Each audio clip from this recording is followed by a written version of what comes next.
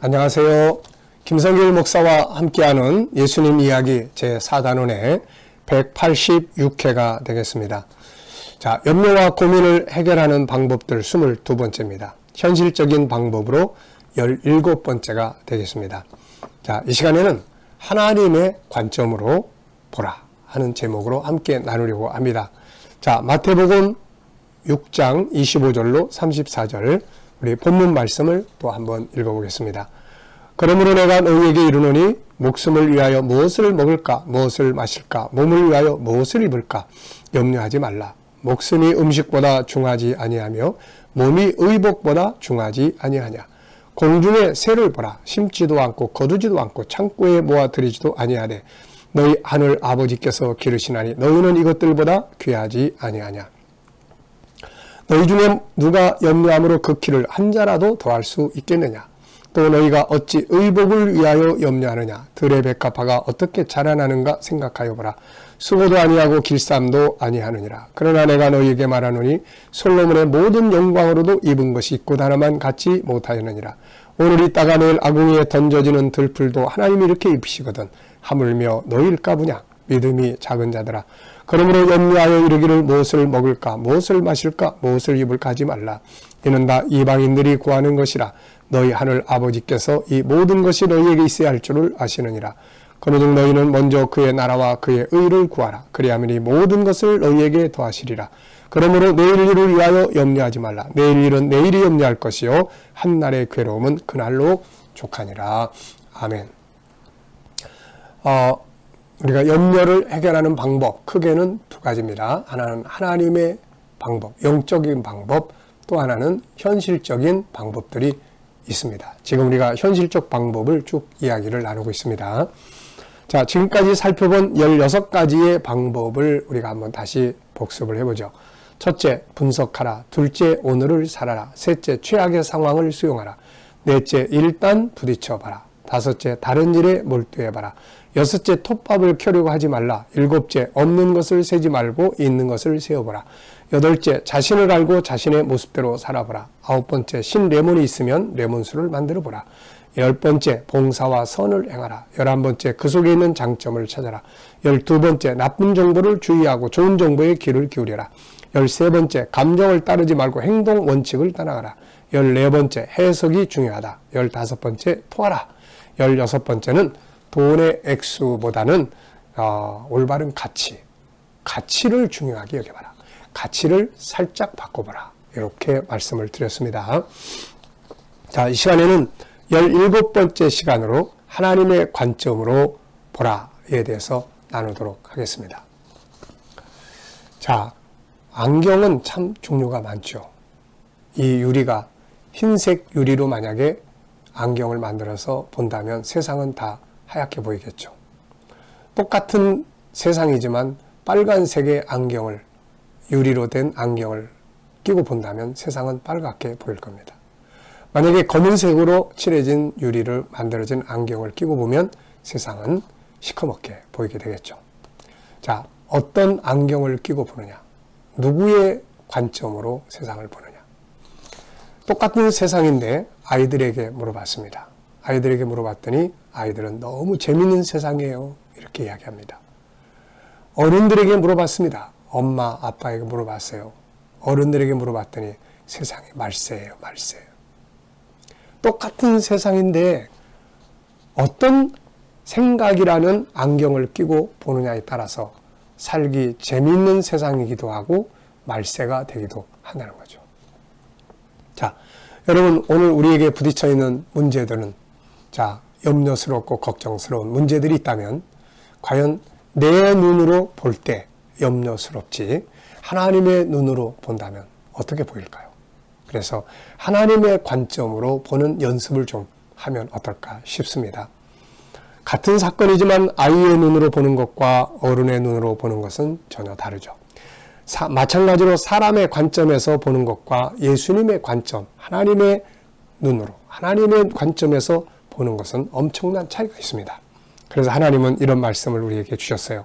이사야서 55장 8절을 보면 내 생각이 너희의 생각과 다르며 내 길은 너희의 길과 다르다. 내 생각과 너희의 생각은 다르다는 거죠.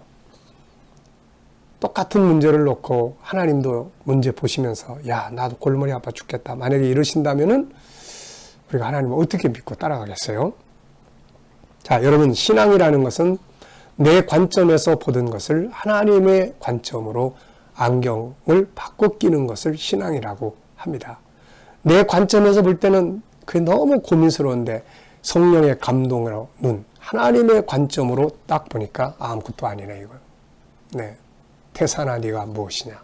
수룩바벨 앞에 평지가 되리라.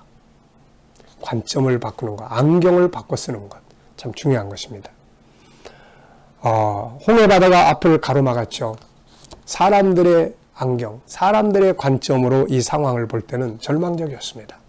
그래서 백성들이 난리가 났죠. 길은 보이지 않았고 뒤에는 애굽이 쳐들어오고 이때 하나님의 관점으로 모세는 이 사건을 보고 있어요.